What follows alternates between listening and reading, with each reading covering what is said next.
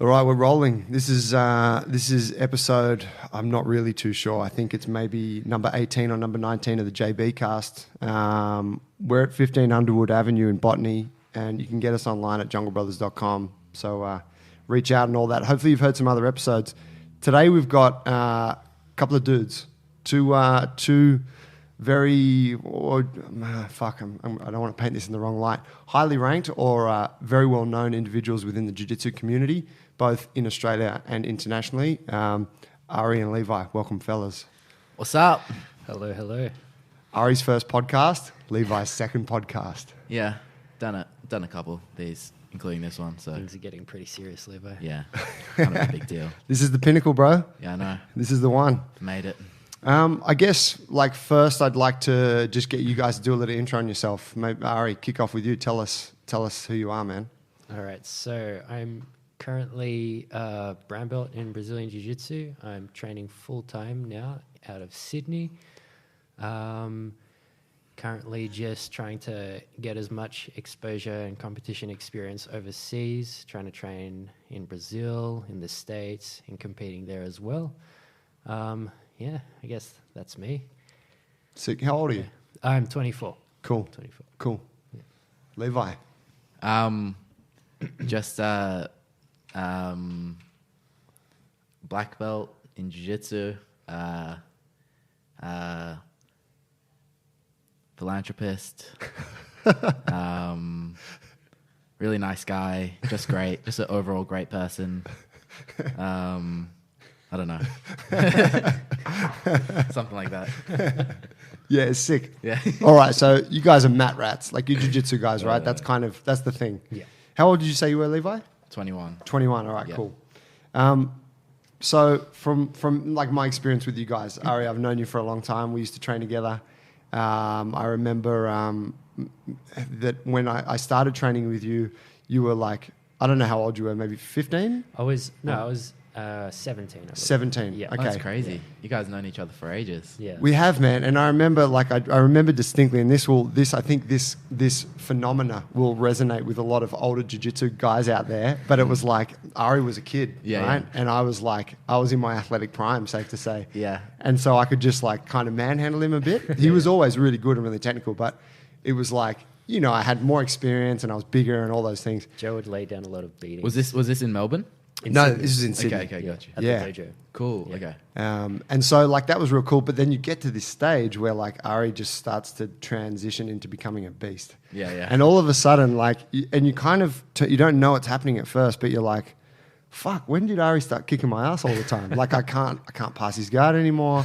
I can't fucking tap. And then you're like, holy shit, he's actually fucking beating me up every day. And before you know it, the tables have turned, right? And then you guys come up and you're like, shit. And it's a real interesting thing to deal with as someone who kind of fancies themselves at I'm pretty good at this, because all of a sudden you're not. But that was how I met you. Yeah, right. And then we trained together for a couple of years? It's like 3.5 years. 3.5 years? Yeah. Yeah, okay. And then you made the transition to garage. I made the transition to open my gym. And then we kind of haven't seen each other outside of Instagram for a long time, right? Yeah. Cool. That's been it.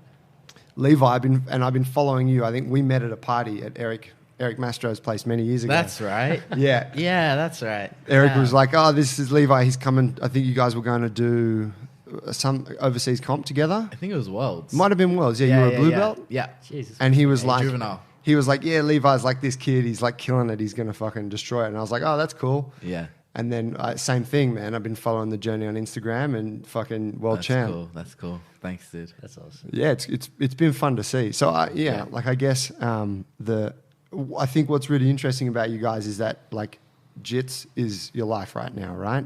Yeah, 100%. Could you talk a little bit about what's your day look like? How much training? Kind of depends where we are. In Sydney, it's basically just spend the morning either drilling or rolling at the gym that we're currently at now, open sparring.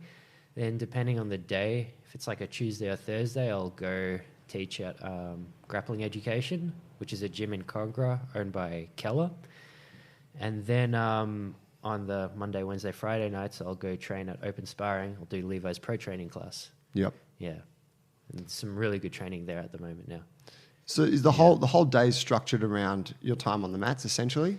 Yeah, basically. Whole day is structured around training, but it also includes teaching privates or teaching classes. Okay. Yeah. And that's your main source of income right now? Yeah. Cool. Yeah. And I'm guessing you prioritize getting your training in before you worry about the business? Yeah. Yeah, okay. How many hours on the mats are we talking each day? Like on average? I would probably say, on average, probably about 6 hours on average, I would say. Maybe a bit less, give or take 6 hours. Fuck. Yeah. It's brutal. Yeah. Sick. I mean, it's not like 6 hours of just hard rolling. A lot of it is drilling, studying, more drilling, maybe teaching a private, then, probably an hour of rolling. Yep. Yeah. Ideally, I'd get more than an hour, but sometimes you just don't have people to roll with for that whole time, You don't have fresh meat. Yeah. Yeah. I've been rolling so many white belts since I've been back. It's like just making me feel like a shit person. Like just bashing little kids, kind of. Yeah, because it's just gotten to the point where I'm just like, it's getting bad. I'm doing face cranks. Yesterday I told He was like Ari after confessing rolling. to me. Yeah, I felt so bad after the training yesterday. I was like, Ari, I face cranked way too many white belts today. It was not cool.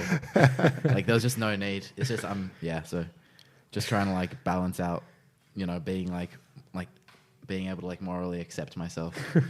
It's difficult. Trying to balance out That's the the dark hardest. side. That's the hardest thing. Well, this has got to be a predicament, right? Like, because you're training you're training at world class level, so you have to have a level of intensity that you apply to your training. Yeah. And I'm guessing, and I kind of know this for myself. I've never trained anywhere near that level, but it's very hard to just switch like back 5 gears. Oh, it is. Yeah, and be able to cruise with someone who's like white belt or Totally. I mean, I'm just joking about face cranking white belts. Like, I'm not actually doing that. Not joking. You guys can come. okay, through. one guy's nosebleed. No big deal. Yeah. Like, I mean, okay. guy's dead. But like I have to constantly remind myself, like I'm training with a lot of people that are, just coming in between their jobs. They have like an interview at 3 p.m. and they come in to train, get some rolls in at like 12 p.m. It's not like, Unity where you have guys that are just like committed to doing this their whole life and it's all they do all day, and like if you don't like get them, then they're gonna like rip your head off first, so it is like a little adjustment you have to make, like rolling with people that aren't used to like rolling at a certain intensity. But I think it's still good to roll with everybody like the same way you would roll with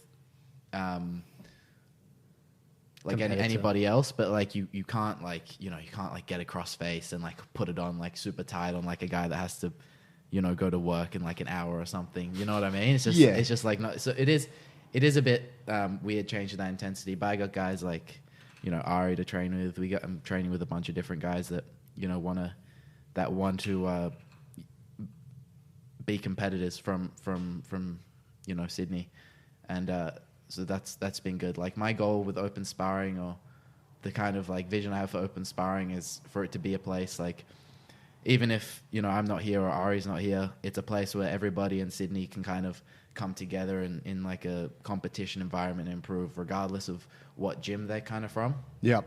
I feel like if we want to get to that level where we're basically taking over internationally from Australia, we have to bypass the whole like political kind of thing that's happening right now. Like everybody has to come together. There needs to be collaboration. Yeah. So like that's what's happening there. That's cool. Yeah. Trying to create like a neutral territory. Yeah, neutral territory. Like it's kind of something that transcends the idea of a team. Yeah. You know what I mean? If you look at Sydney especially, most gyms just have one or maybe two guys that are trying to train full time and be competitors. So you never get a team that's just full of competitive athletes. We're all spread out throughout the whole state of Sydney. You can move that thing wherever you want it, bro. Yeah. Tall guy. That's what she said. So She called you brah? Well, yeah. I mean, she's not really she's not really into gender. Like, gender's not yeah. Anyway, She's so pretty cool. so open sparring is basically trying to create that kind of gym environment where you get a lot of competitors coming in to train with each other, regardless of the fact that they're from different teams. Because you're saying that most gyms would have a couple of guys that are trying to push it to the next level. Yeah. So there's not really enough for them to be just at that one place. But if they come to open sparring, it's all of those people that want to push to that higher level. Whereas when you go like overseas and you go to one of the main competitive gyms, each competitive gym doesn't have just two guys trying to get to a world-class level. You've got like at least 10 as an example. Yeah. Also, a lot of them happen to be like the similar weight class as well, so they can get good training off each other. But this is also not to say that like open sparring isn't a place for the hobbyists to come in and train. Like Levi said before, it's still really important to train with every type of jiu-jitsu practitioner. Is it? Yeah, I think so. Just to like the hobbyist and the competitor roll in a very different way, and I think that a competitor rolling with a hobbyist, for example, can still benefit from the hobbyist, even though they're rolling for two completely different reasons. Yeah. Would you say that the hobbyist would tend to Use a lot more strength. Yeah, and more ego? I'm not sure about ego, but I find that there's like a different kind of style with the way that the hobbyist would roll. I think that because like someone that just trains jiu-jitsu as a hobby, they're only training maybe 3 times a week on average. So every time they come in, they're ready to just go 100%. Whereas you look at a competitor, the competitive athlete, he's training every day, minimum twice a day usually. And there's obviously more emphasis on technique. Obviously, the competitive guy is going to go hard, but he's going to use his body in a different way. It's a great point. So when you roll with like... More efficiency. Yeah. So as well, like the average hobbyist that you'll train with is like, mid-30s, maybe 40s, and is probably like 80 to 90 kilos. So is a lot bigger. So they'll use their body in a different way. Why don't you just hold up a photo of me, bro? Whereas when, for example, I would train with some of the guys that were my weight class that are competitive, they'd roll in a completely different way. There'd be a lot more exchange in movement, whereas the hobbyist guy will sort of be a bit more static and use a lot more strength. Yeah, okay. So it's actually like, it's really good to train with both those types of... Do you mean like, are you talking like someone that's like are you saying like hobbyist, like someone that's not good at jiu-jitsu, and like a competitor, someone that is good at jiu-jitsu? Could you make that like... How dare you? I'm not saying that. But I do think there's a deeper context to the training of a competitor. Yeah. And I can liken this to training with you because, I can tell like when I'm training with you or anyone like you that everything you're doing is very intentional and there's a lot of thought behind it. So you've thought about how I swept you that time, and then you've thought about ways to beat that, and then you've obviously thought about that prior to training, and then in the training you're like, well, I'm going to work on this thing. And I could feel that with you. Tried to troubleshoot it. Yeah, and whereas like for me, and this was a laziness approach for me, but I think would be quite typical of a hobbyist, you don't really think that much about it. You just get in there, it's like, let's just throw it out and see what happens. Yeah. And then it's like, he fucking keeps catching me with that thing, but I don't ever have I don't value it enough to go to the coach and say, I keep getting caught with this thing. Can you tell me what I need to do? You know what I mean? You're not looking for that knowledge. Yeah. Whereas a competitor's like investing time and thought into it, 100%. Right? I would say as well, like the competitor will invest in their own self-study, whereas someone that isn't trained, like looking to train full-time as a competitor, they won't take that time to do their own self-study. They'll just go, oh, coach, what am I doing wrong from here? Yeah. Self-study being YouTube University? YouTube University, Flow Grappling University. That's yeah, nice. Yeah, fuck, you guys must be frothing on things like flow grappling. Yeah. It's good, man. YouTube has sort of gone downhill. I would say YouTube for Jiu-Jitsu in its prime was like 2013, 2014. You'd see like heaps of matches, heaps of good matches to study. Now everything's on Flow. Shout out to Flow Grappling for adding the search bar on their app finally. Sick. Fucking hell. You got a About highlight. time. You got a highlight clip on Flow Grappling, right? You got something there. I've seen your shit You're on there. featured I've got in one match of it. their. Oh their yeah, there was a Unity feature, Yeah. like a spotlight on Levi. Yeah, that was cool. That was nice of them. Yeah. That was super cool. I saw that video.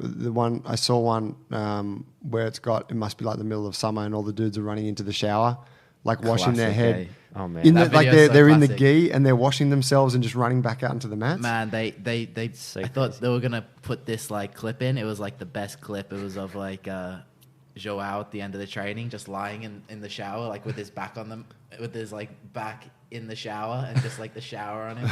I mean, they got some good clips. Like, it was sick. It's such a classic place. So many classic stories out of that place. Just when so that- much character in that gym. When that I video love those came out, people so everyone was much. going on about the shower scene. But Yeah. the thing is that because of the environmental conditions at Unity, it gets so hot in there They don't that understand. you kind of feel like you're like literally going to die of overheating. And it gets to a point where people are like, oh, why are these guys jumping in showers? It's because, They're about to die. yeah, you need to cool off. You can't leave the gym. If you leave the gym, that's it for pro training. You Yeah. can't come back in. Is that a rule? Yeah, that's a rule. Murillo used to let us go into the staircase. staircase and like grab air. You know what I mean? In between Yeah. rounds, he didn't let us, but like there was no rule enforcing us not to do that. And then like later he made a rule like no one can leave. So that's kind of like when people started like having showers in their gaze. And really, And he's cool with that because it's like it's the one thing I'll give you, a little droplet of water on I your don't know. forehead. I you know what? Because he's always down on the other end of the gym. Yeah, I guess he doesn't. He must not care at all. Yeah. But yeah, dude, it gets so hot in there, and sometimes you actually are overheating in the summer, and you need to like jump in the shower. But what people don't realize is there's actually no difference, like in terms of your own wetness. Yeah, you are as wet before you get in the shower You're soaked with sweat. as you are when you get out the shower. Yeah, so it's fine. Doesn't make a difference. Yeah, Yeah. yeah, it's totally sweet. It's kind of just such a like relieving feeling as well, having the cold water hit your head after a round. You just feel like you're dying otherwise. I can imagine. I've trained at a couple of joints that have that kind of vibe where it's fucking disgusting. It's so hot. Like, and you think, it's like that's a real thing with jiu-jitsu, right? You get into some roles where you're like, fuck, I feel like I'm going to die here. It's so Yeah. overwhelming. And you It's don't. like that claustrophobic kind of feeling. Yeah, and like the air pressure and just Yeah. the heat in your face. Yeah. So I get that they want to replicate that environment to build you guys tough. Yeah. Man, look, most of the people listening, they won't know like Unity, right? Could you give us a little breakdown of where that gym is and what's going on there? Yeah, so Unity Jiu-Jitsu is it's one of the like top jiu-jitsu gyms in the world. It's in New York City. Bunch of the like guys trading in there, in my opinion, the best in the world. Yeah, it's just like it's an amazing gym. Murillo Santana is the head instructor there, and he is just incredible with all his knowledge. He's the person that's basically helped me achieve like all my goals so far in jiu-jitsu and is still helping me and giving me all this guidance. You have the Meow brothers there who, if you know jiu-jitsu, you know the Meow brothers. Yeah, it's just a great gym with like a bunch of people working really hard. Is there any white belts there? Yeah. So it's like your normal gym. Like Right. during So the day you have the pro trainings, which is just like all the guys that do jiu-jitsu for a living and they're in that class. A lot of the people, it's open to everybody. Like anybody can come in and do it. A lot of people, they'll come to a pro training though and like never come back pretty much. But you got guys like, guys, old guys, young guys, people that are doing like their 9-to-5 jobs, coming in later at the night, and Murillo's in there teaching all night. Like every night he's in there teaching for like 5 hours a day or something Shit. ridiculous. So On top of training as And he well. trains. on top of all his training, and he trains a lot. So yeah, he put so much effort into just giving everybody as much attention, as much knowledge as he possibly can. So yeah, it's a great gym for everybody. But yeah, it's just a good gym. How much time of the year do you spend training over there? Right now around like 6 months. Yeah. So I'm there for mostly like from January till June, I'm there pretty much, or July, I'm pretty much there like the entire time. And then I'm just kind of back and forth. Yeah. Sick. Yeah. Ari, you've done a bit of time at Unity too, right? Yeah. Done a couple of trips there. Recently did a trip to Cicero's as well, which is where a lot of the guys from Unity came from. Right. That's in Yeah. Brazil? Yeah, in São Paulo. Yeah. Yeah, okay. Yeah. So, Yes. Sao Paulo has like a lot of like tough gyms, huh? Yeah. Which always surprised me. Like, I remember when I was there, I mean, it's a hard city to get around. Sao Paulo, Brazil. Didn't you train at Barbossa's at one That's point? where it was. Yeah. I was trying to tell the guys at training last night. I was like, fuck, I couldn't remember his name. Barbosa, yeah. Yeah. And that was, I'd traveled around Brazil and trained in a bunch of different cities. Yeah. And, you know, and I'd been like to Rio and I thought, oh, this is like the spot. And then I got to Barbosa and it was like, everyone was a fucking killer. Like I was blown away, you know, and it was in this secret little office space in the middle of, you know, some suburb. That's so awesome. But That's where Murillo was training. Okay. How long ago was that when you were there? I was there 2010, I think. Yeah, right. So Probably Murillo should have been there. I that time. believe I rolled with one of the Meow brothers. Oh, yeah? And he was a blue belt. I remember you telling me And I the don't story. know. Yeah, and so I'll paint it. I turn up at this gym, right? And it was, and most of the gyms I'd been to had a similar kind of mix to what you would see in Australia. So it would be like 1 or 2 black belts, 1 or 2 brown belts, couple purple, 6 or 7 blue belts, and then like 15 white belts. And I sort of got used to this format, and I was traveling around, and I was a blue belt at the time. And then I got to Barbosa, and it was like, I think there was 20 plus black belts on the mats. There was like 15 browns, and it basically went down like an inverse pyramid. There was 1 white belt, and I was like, I'd done so much fun. I'd done a couple of rounds, and I got my ass kicked by these fucking monsters. And then there was this little guy that looked kind of funny. He was a blue belt, and he was lighter than me. And he was like, gestured, "You want to do the next one?" And I was like, "Yeah, for sure. I can put it on this guy. Like I've just had my ass kicked, but I should be able to take care of this dude." Redemption round. Yeah, and we rolled, and I was surviving. I was like, I was just holding on, and I think I managed to, you know, my strength saved me a few times. 20 kilos extra or whatever it was, and my weight. But I finished around and I was like, that kid was fucking amazing. And he was a kid. Like, I don't know how old he was, Yeah. but he was, you know, like he didn't have any facial hair or anything like that. And then, you know, years later, I'm like, you know, getting to know like the YouTube circuit, the you know, seeing what's happening with international competitors. And I'm like, that's that fucking kid, man. That's the kid that I rolled with. That's so good. So the Meow brothers, who are they for those that don't know? They're like these, so they're twins. They're just guys that kind of are obsessed with the jiu-jitsu, and like in my opinion, like, you know, the best in the world. I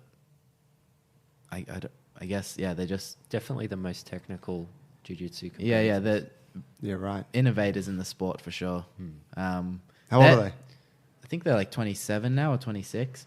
They're like the guys that kind of like I really looked up to when I was kind of first starting out, and they inspired me with their work ethic and you know, just how they kind of went about their training and stuff like that and achieving their goals. So they're they're pretty much the main reason, or one of the main reasons I decided to go over to Unity and start training.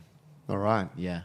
So did you have like a connection before you went over there, or did you just go over there? No, I got a job delivering furniture in Sydney after the 2015 Worlds. I lost like my 3rd fight, and I was like, man, I just need to get some fucking guidance. Like, I need to do whatever I can. When I first saw that they were opening, though, beginning of that year, I was like, I'm gonna do whatever I can to get there. Like, I always wanted to live in New York, and I was like the biggest Meow Brother fan ever. Like, I had them on like my screensavers and stuff. Like, it was creepy. I was a creep. And Do they know this? Do you tell them? Yeah, tell them all the time. I'm like, you guys have no he idea. shows them his screensaver. Yeah. I always tell Paula, I'm like, bro, seriously, if it wasn't for you, I wouldn't be here, dude. That's so awesome. But Do they smile? They look like they never smile. oh yeah, they're really nice They're guys. cool. Yeah, I mean, not that they don't look nice. Time. They just look like they have this kind of sternness all the time. Yeah, they're mean. Right. But they're super friendly guys. What was I saying? Yeah, so I got a job delivering furniture, and then I just saved up to like go there for a few months, and then when I got there, I just started training like as much as I possibly could, just like training all day, and then after that, like Murillo saw I was working hard, and he offered me some like opportunities, just to help me out. So, Like with some accommodation or some work, that kind of stuff. just like Facilitate your stay. Yeah, just to help me out in a few ways he could, or however he could, and yeah, that was it. That's cool. It's like an old school martial arts teacher-student relationship. Yeah, he really took you under his wing. Yeah, 100%. That's awesome. He's got a deep voice, huh? Super grateful. It is an incredibly deep voice. Yeah, I was listening to It it is on like YouTube you just clip. hear like the octave it's in, and you just like leader, follow. It's like, Everyone fucking pay attention. it's so like primal. Yeah. It's like hits you right in the subconscious. You're like shit. Whatever he says is He's a right. fucking Yeah, alpha. Yeah. So, man, tell us a little bit about, like, I hit Ari out before, but what's your day of training look like? So I always play my training kind of by ear, but like And sorry, let me preface this because I don't know Yeah. if we mentioned, exactly, but you are currently a world champion. Yeah. Under the IBJJF Yeah. brown belt. yeah. Which is like an immensely fucking high ranking. Like that's a huge achievement. Yeah. Yeah. Give us a little bit of context. Like as a world champ, what's your day look like? So with me, I just kind of like I always kind of play it by ear. Some days I'll just train like all day, and then some days I'll just I train like as much as I possibly can. Usually, I just go into the gym at like 12 or 11, and I stay there until like 9, just like training. I eat and I just go back and train. I don't follow like specifically like I do this many hours every day, but I just try to like train as much as I possibly can. Really, it's just always on my mind. Like if I'm not training, I'm like thinking about something, some jiu-jitsu move, or I'm like watching like a film or something like that when I'm here. A jiu-jitsu film? Yeah, like a match or something Yeah. like that, or instructional. I don't know. At Unity, I just try to do like all like the pro training and like every class Murillo teaches. I just try to like pick his brain as much as I possibly can. Yeah. So that's it. It's just jiu-jitsu all day. Like I've got nothing else to do, so it might as well just be that, you know? That's it. Yeah, but I don't imagine it's because you actually don't have anything else to do. It's because that's what you want to do, right? Yeah, 100%. Like there's plenty of people out there that've got fuck all to do, but they're not like world champions. Yeah. So there's a huge amount of ambition there. Yeah. It's definitely, man, it's changed me so much. Just even like the way I look at the world, you know, like it's almost been like a spiritual journey for me as much as it has been like just a journey of like trying to achieve, you know, goals in competition, you know what I mean? So it is like, jiu-jitsu really is like everything to me, at least now anyway. Like it's kind of like my purpose of being alive, which sounds like really intense, but I guess, yeah. It's your thing. Yeah. Yeah, man. It's I mean, the thing. I was going to say, like, I see your posts on Instagram, right? I love the shit you post. Yeah. And you post a lot of like deep stuff, like philosophical stuff. Yeah. What are you reading? Like, what's your, where are you getting, where or are these just thoughts that you have? You smoke a lot of weed? Like, where do they come from? Ayahuasca? I guess they're just, I don't know. I do like some like philosophers. I like a guy called Friedrich Nietzsche, and then he's like this crazy German dude. He's fucking insane, but he's amazing. Josh Barnett's a big fan, I believe. Oh yeah, Of of this Nietzsche, guy. yeah. Yeah. He's pretty cool. And then I also love like Taoist and like Buddhist teachings and stuff like that. I love Eastern philosophy. I'm like really into, but like, yeah. And then I don't even know. Sometimes like I'm just walking and I just like think of like some ridiculously crazy shit, and I just like write it on my phone. I'm like, this kind of is Yeah, that's like epiphany. yeah, like at least to me, like they could be like totally irrelevant and like super vague, but It's philosophy, man. yeah, I don't know. Like kidding. it's more of just like a feeling I have. Like at like a certain time, a lot of the times I feel like I'm like having like a crisis. Well, a lot of the times like I feel like there's like a lot of pressure on me. You know what I mean? It's pressure like I internally create for sure. But I guess it's just my kind of way of like kind of negating that pressure. You know what I mean? By putting it in more of like, in putting everything like the journey and everything like this into like more meaning. You know what I mean? It kind of, having that kind of mindset helps me be able to like get through the tough trainings, or get through like going away from my family, or you know what I mean? Just having like some meaning behind what I'm doing. Cause like a purpose, yeah, exactly. to all the stress and the hard work. It's kind of like, because when you think about it, like as an athlete, you have to have some purpose behind like what you're doing. You know what I mean? Like a guy that's just like throwing a ball every day and that's all he does like all day, he has to like put some sort of like purpose behind like why he's just throwing a ball every day. Otherwise, like your life just kind of seems like shallow. Yeah. You know what I mean? Yeah. And like I want to have like an in-depth view of reality, and I want jiu-jitsu to be like my like utility that I use to have that in-depth view.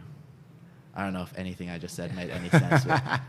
Nah, man, I get see it. it. I get it. There's a greater context to your life, and it's like, it's the case with anything, right? It's like, Yeah, 100%. do you want to just get up and go? Like, I can just think of like when I'm getting up early to come and coach people at the gym, I can just be like, I got to fucking get up early. I got to coach people the same shit again, and then I got to like do all the emails. Like, it's such a ball breaker. Or I can be like thinking of the reason why I started this thing and where I want it to go and how enriching that is. And it's kind of your perspective, right? 100%. Yeah. Like, it's like, what the fuck even is being alive? Like, you know, that's what I'm trying to figure out. I like it. I like it. I think it's powerful shit, man. I don't know. I wanted to go back. You mentioned the political scene in jiu-jitsu before. Which, you know, again, most of the people listening probably wouldn't really get it. But could you guys talk, like, have you had some political shit go down personally? Like, what's a politic?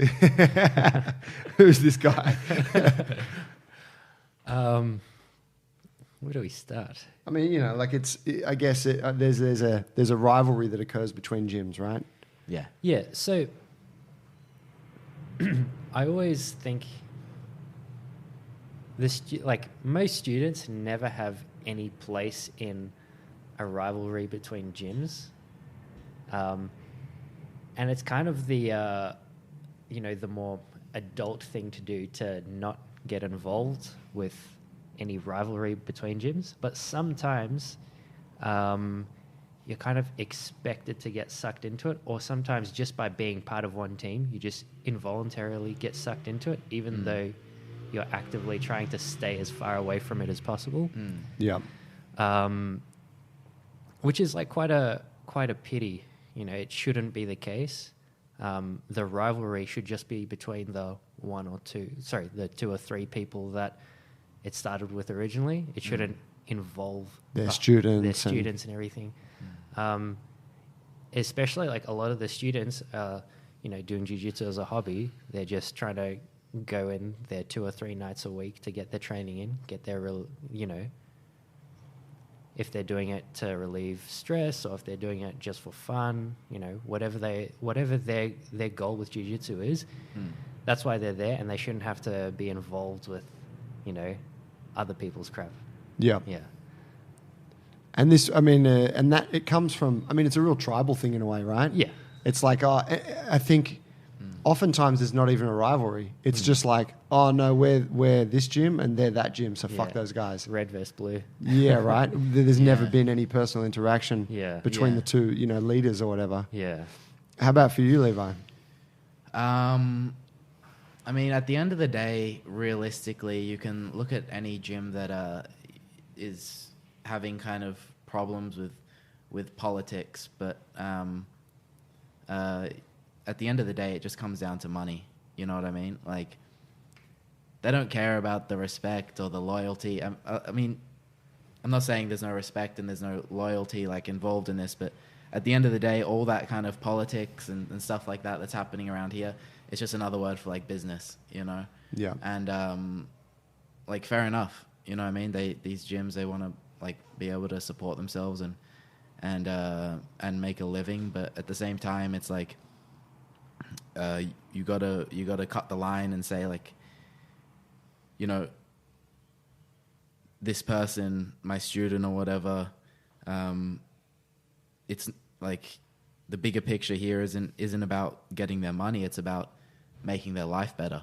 You know what I mean? And that's the great thing about jiu-jitsu. It has the ability to make people's lives better. It has the ability to, you know, really improve someone's overall life, not even health-wise, but mentally and spiritually. It can do a lot for people. So to kind of put that business perspective in the way of that improvement is kind of a bit shitty.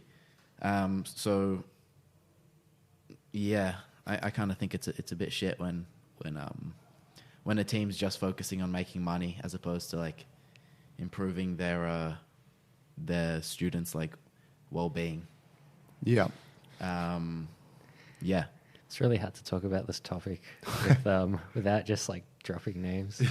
And fuck those guys. No, Yeah, fuck those guys. Yeah, I'm not even speaking about anyone in particular. Of course. Like this is just happening like a lot around Sydney. Like you have some guys that want to go train with their mates, but they can't go train there because the other guy's like self-conscious that he might lose $40 a week or something like that. You know what I mean? Yeah. It's an interesting thing though, because like, yeah, it was a part of since I started, it's always been a part of it. And I kind of had this impression that, you know, like a lot of it came from Brazil, right? The sport came from Brazil, and the sport was started here by a few guys from Brazil. So they brought over this mentality, and they brought over this kind of, you know, tribal sort of nature to the whole thing. And it was like, yeah, that's our team. And I remember thinking that, like, when I started training at Bondi Beach, and the coach there wanted to produce all these fucking killers, and you know, you could tell he wanted killers, and it was That's like, cool. Which is cool, which is totally cool, right? But it was like, hang on a second, man, have you looked at who your members are? Because we're living in Bondi. Like, this is a real cushy suburb. Most of these people are like, you know, working corporate or whatever. It's like, there's a few people there that go hard, but you're probably not going to build any world champions here. It's, you know, so it's like, they were almost like that guy was trying to apply kind of what he wanted, this mold, but to the wrong sort of audience. And so, you know, that kicked off this thing, and that gym hated, you know, these other gyms, and we couldn't go train with anyone else. And if someone wanted to come in, it was all this sort of fucking, you know, this banter around it. But I feel like it just kind of got proliferated by people who didn't really know why they were doing it. Like, all of a sudden, this politics permeated like all the other gyms who weren't run by these guys, but it was part of jiu-jitsu. It's like you kind of got to hate the other gym, but no one really had a reason. It was just kind of some tribal Just shit. fuck those guys. And I actually felt they didn't even necessarily think of it from a financial perspective, because it wasn't about losing members. It was just like this pride thing, which is really stupid, right? Because as soon as you allow collaboration, that's different. That's been going on for like a long time before jiu-jitsu. Yeah. Yeah. the tribal aspect of it. Just, in terms of like martial arts academies. Yeah. You know what I mean? Like, and styles and... Well, apparently it's all that stuff. it's not as prevalent in other martial arts as it is with jiu-jitsu, apparently. Yeah, right. Yeah. Like, I was speaking to some other guys that come from a judo background. Yeah. And they're saying that they don't have any of this stuff in judo. It's like different. It's like a different kind of vibe and politics in judo. Yeah, not that typical like. Can they collaborate? Can they go train I'm with pre- other academies? Like the vibe I got from it was like collaboration is like a big thing in judo. Yeah, pretty sure. I mean, I'm not 100% sure because I'm not a judoka myself, but from like my understanding of it is they want to train with a lot of other teams. Yeah, right. Would you guys say, like in your experience, that gyms that allow collaboration, or like say regions that allow collaboration, excel? Yes, 100%. Yeah, right. 100%. It's not just because you can't. Collaboration is a big thing, but it's not just collaboration. It's open-mindedness to go train overseas, which is collaboration, I guess. And then also opening your mind up to more modern styles of training and technique, studying online, that sort of stuff. If you do all of that, then the level and the standard will grow. Yeah, right. Yeah, I get you. I feel like Australia, in particular, among a lot of other countries, I guess, hasn't really done that, and is like quite far behind in the jiu-jitsu scene. And it's kind of become like an involuntary goal of mine, and I guess a few other people as well, to help grow that and build that standard.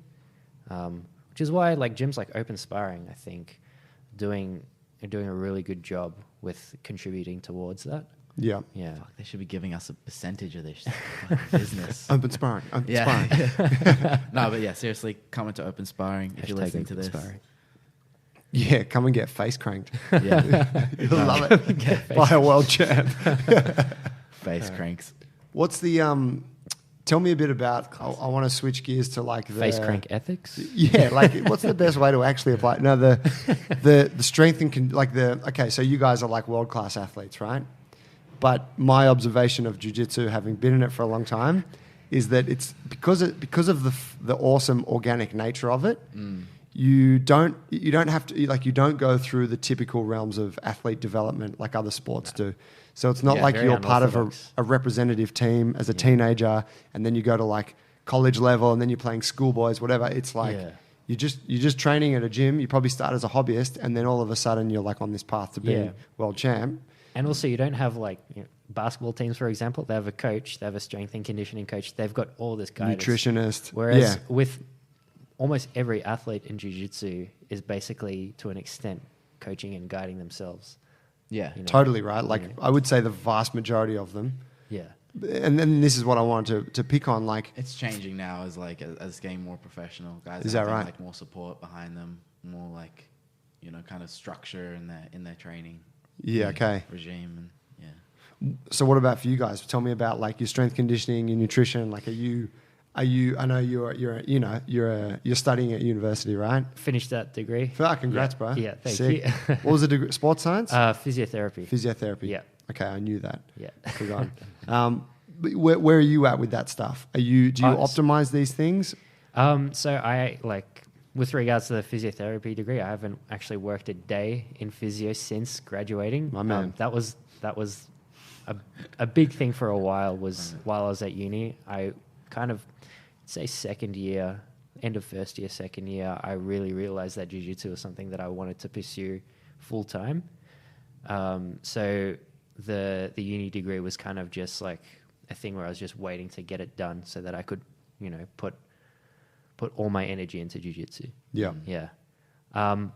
But there's been a lot of pros to having that degree, with just simply understanding how the body works with simple biomechanics, range of motion and mobility.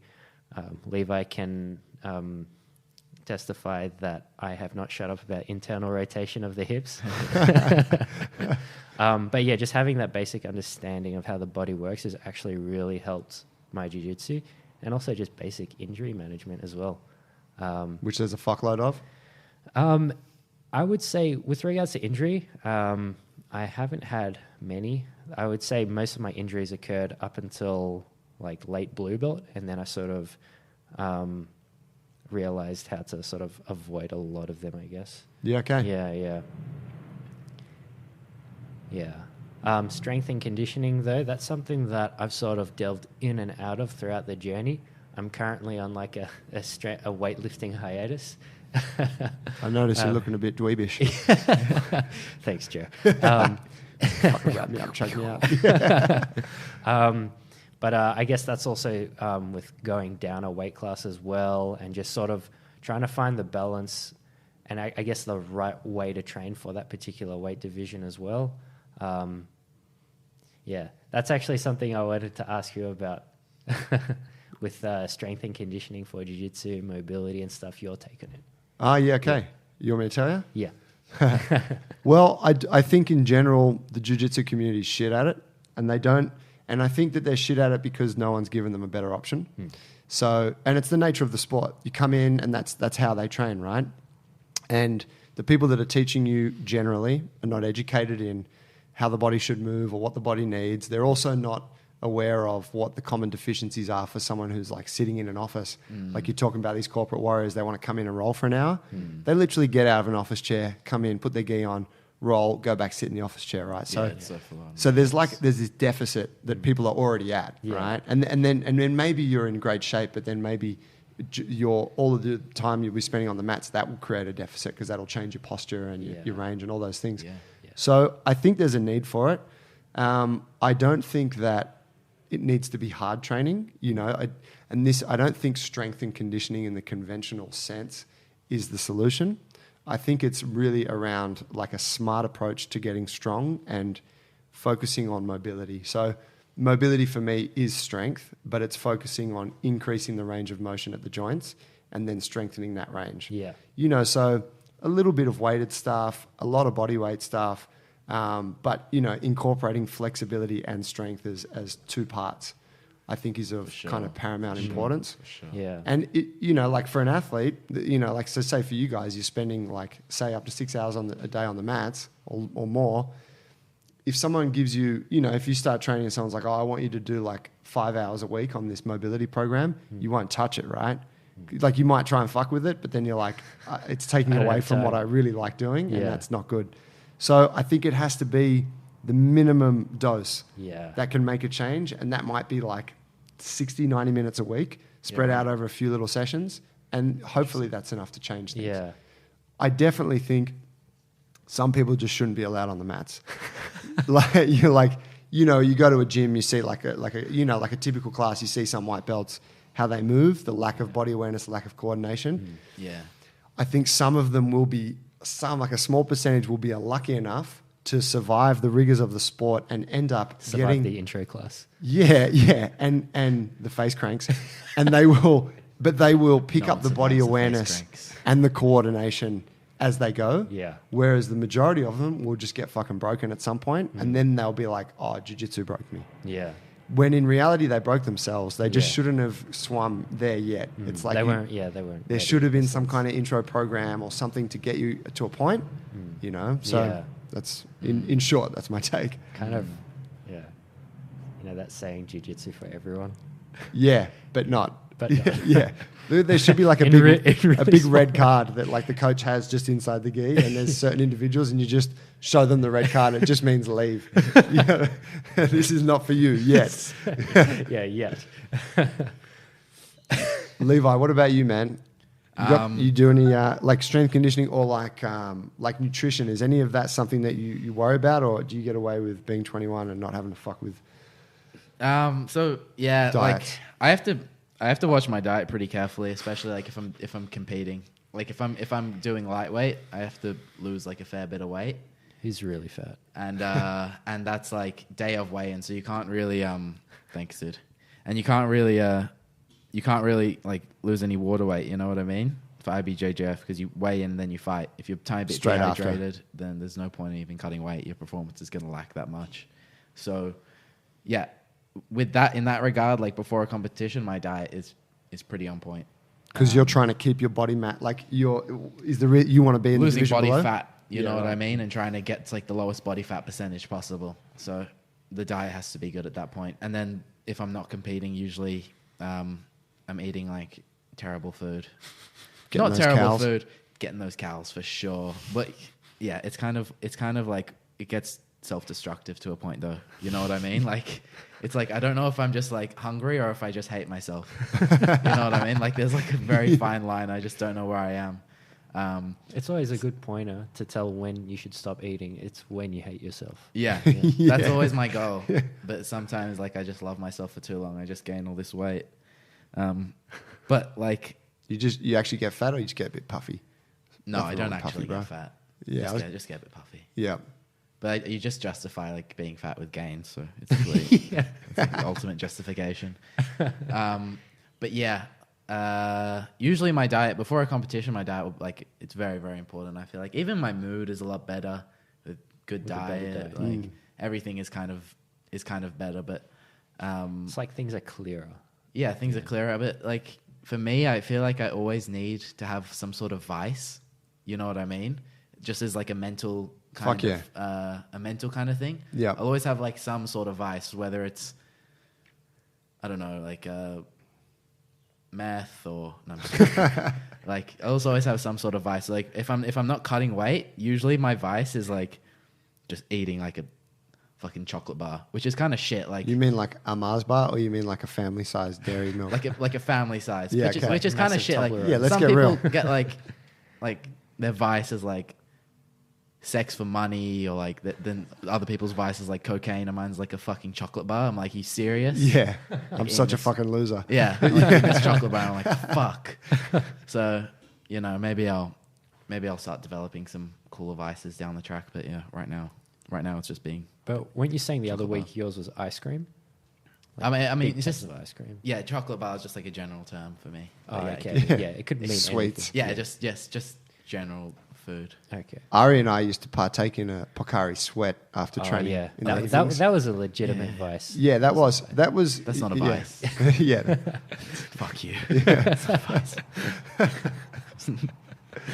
It's funny, right? I've really swung back around to carbs recently, like in a Yeah. massive way. Yeah, in a huge way. And I look. You're one of those keto guys for a while. No, I wasn't keto like as such, but I used to fuck with paleo a lot. Okay. And I just jumped on that bandwagon of Yeah, yeah, like, yeah, oh, for carbs are a bit of the enemy, you know? Yeah, yeah. And I remember I'd go train, like we'd train here, train 5 nights a week, and I'd be doing weights and all that shit, and I'd be like basically not eating any carbs. Yeah. And I don't know why the fuck I did it to myself, you know? And now I'm like smashing them, and the more I'm training, the more I'm eating, and particularly now that I'm back on the mats twice a week. It's like, yeah, I feel like I need to drink all this fruit juice and bread and stuff, but it's great, man. I feel good. You feel good, right? Oh, yeah, totally. Same. I feel good when I'm smashing the food, like ridiculous amounts. Yeah. Yeah. What's the you've obviously 21. You've obviously grown a lot over the last few years. Yeah, yeah. What age did you get real serious about jiu-jitsu? Like, I started, man, it was really weird because like I started training and like a few months in, this is like at 15. A few months in, I was like, I'm just gonna do this for my life. You know what I mean? Fuck. So I just stopped going to school, and I just started going into the gym every day and just like training all day in there. What gym was that? I started at Igor's MMA. Oh, wow. Yeah. Yeah, okay, in Bondi Junction. Yeah, yeah. Shout out. So I was just shout out to Igor MMA. So I was just going in there and like training all day, and then eventually I moved to like another gym. Do they ever post photos of you? Our world champion. Black. No, I wish. other gym. But Yeah. they're really cool. Like I still bump into them sometimes. I was only there for like the first 6 months of my training, but I Okay. still bump into them sometimes, and they're always like super supportive and cool, and they're a bunch of cool guys. Like not 100% jiu-jitsu orientated, right? They're MMA gym. Yeah. They focus a lot on their wrestling, which they have great, amazing. They got Big Igor, right? Greco-Roman wrestlers, yeah. Yeah, wrestling, a little grappling. Not so much gi jiu-jitsu there, I believe. No, Yeah. no, not really. Yeah. But yeah, sick training. Yeah, so 15. Sorry, I keep putting the mic away from my face. It's all right. You're getting philosophical. It's cool. Yeah. Yeah, 15 I left. 15. So it's been 6 years. Yeah. What was you gained some weight since then? Since you were 15? Like, what's the changes been like? Give me some stats. Yeah, I kind of I always did feel kind of like a bit awkward in my frame and stuff like that. When I was like 18, I started lifting like 4 times a week. And that kind of like gave me like filled out my frame a bit. And then just in the last like year or so, I'm starting to feel like good, you know, less awkward. Like I feel like I can like use my core and stuff a bit more. I don't know. You feel like you can feel like you can engage things a bit more. You Yeah. know what I mean? When you get to like 21. Bit more robust. Yeah, a bit more like I feel better now. Like now, yeah. What do you weigh now? Now I'm like 81, 82, What do you compete at? 81, 76 in the gi. Fuck. Yeah, Puffy. yeah. What about you, Ari? You've gone down a bit, I think, Yeah. since I seen you last, right? Yeah, so I am now about 67, 68 kilos now. Wow. Yeah. So while I was in my uni days, I was probably around 73 kilos. Yep. And then started training full time and just started to lose the weight. Yeah. Yeah, right on. Yeah. I found it very hard to maintain that weight as well. Yeah. So it was kind of just like, you know, I had this epiphany that I was like, oh, if I have to really work this hard to stay at like 72, 73 kilos, I might as well just be a featherweight. Yeah. You know? Yeah. Yeah, you don't want to be wasting that energy having to eat and lift. Yeah, and all having that, to right? eat and lift. I found that when I was eating and lifting heaps, I don't know, I just felt my game felt very kind of unnatural and kind of awkward in a way. Yeah. I feel like I do feel a lot better now. Obviously feel a lot weaker compared to being like almost 75 kilos. Yeah. You were fucking strong, man. I'm sure you still are. What I wanted to wrap up with like a question for you guys on what you feel jiu-jitsu has, or the journey for you has, like what has been the biggest takeaway of that journey. You know, the biggest thing you've learned in your life that you've got, because you guys have both gone through some big stuff at a very young age, and it probably doesn't really feel that big yet. But I think you'll look, maybe it does, but you'll look back at a time and be like, fuck, that was pretty crazy what I did, and and you'll probably still be doing it at that time, anyways. I would say there's so much to take away from the journey so far, but for me, what I'm constantly reminded about is how important it is to do something in your life that you're really passionate about and you're happy to do every single day of your life. Yeah, 100%. Especially going from like being a full-time uni student. Yeah. And then also doing like a year of clinical placement in a hospital. And then just, that was like a big like eye-opener for me. Yeah. Do what you want to do. Sick. Yeah. What was the question again? What? What's been the biggest takeaway, from the journey for you? Man, I feel like, I guess just, I feel like I've really realized like, how strong, like the human being's ability to manifest things can be, when like they put kind of everything towards like one goal and one purpose. You can just like the ability to manifest things is really real, and I think that's super cool.